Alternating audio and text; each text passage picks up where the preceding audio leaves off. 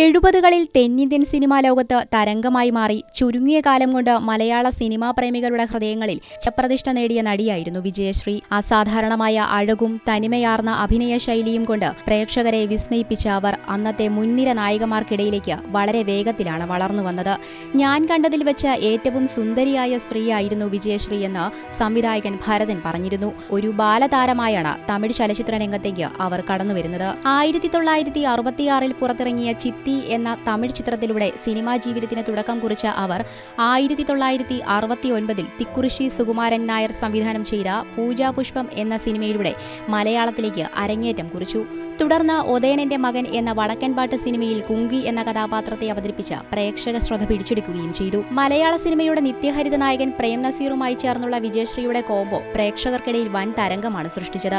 അങ്കത്തട്ട്, പോസ്റ്റ്മാനെ കാണാനില്ല, ലങ്കാദഹനം, മറവിൽ തിരിവ് സൂക്ഷിക്കുക, പച്ചനോട്ടുകൾ, ആരോമലുണ്ണിയിലെ കുഞ്ഞിക്കന്നി, പൊന്നാമ്പുരം കോട്ട, പാവങ്ങൾ പെണ്ണുങ്ങൾ, തേനരുവി തുടങ്ങിയ ചിത്രങ്ങളൊക്കെയും തിയേറ്ററുകളിൽ വൻ ബോക്സ് ഓഫീസ് വിജയമായി മാറി.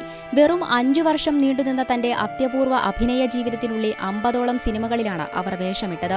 എന്നാൽ തുടക്കത്തിൽ വടക്കൻപാട്ട് സിനിമകളിലും ഗ്ലാമർ വേഷങ്ങളിലുമാണ് കൂടുതൽ തിളങ്ങിയതെങ്കിലും KS സേതുമാധവന്റെ ജീവിക്കാൻ മറന്നുപോയ സ്ത്രീ, P ഭാസ്കരന്റെ വീണ്ടും പ്രഭാതം, മെറിലാൻഡിലെ സ്വർഗപുത്രി, കാട് തുടങ്ങിയ സിനിമകളിലൂടെ ശക്തവും വ്യത്യസ്തവുമായ കഥാപാത്രങ്ങളിലേക്ക് വിജയശ്രീ ചുവടുവെക്കുന്നതാണ് പിന്നീട് മലയാള സിനിമാ ലോകം കണ്ടത്. പക്ഷേ തെന്നിന്ത്യൻ സിനിമയുടെ നെറുകയിൽ തിളങ്ങി നിൽക്കുമ്പോൾ ഏവരെയും ഞെട്ടിച്ചുകൊണ്ട് 1974 മാർച്ച് 17 ചെന്നൈയിലെ സ്വവസതിയിൽ വെച്ച് കേവലം 21 വയസ്സിൽ വിജയശ്രീ മരണപ്പെട്ടു. ആ അകാല വിയോഗത്തിന് ശേഷമാണ് അവർ അഭിനയിച്ചുകൊണ്ടിരുന്ന മെറിലാൻഡിന്റെ വണ്ടിക്കാരി, യൗവനം തുടങ്ങിയ ചിത്രങ്ങൾ പൂർത്തിയാക്കി തിയേറ്ററുകളിൽ എത്തിയത്.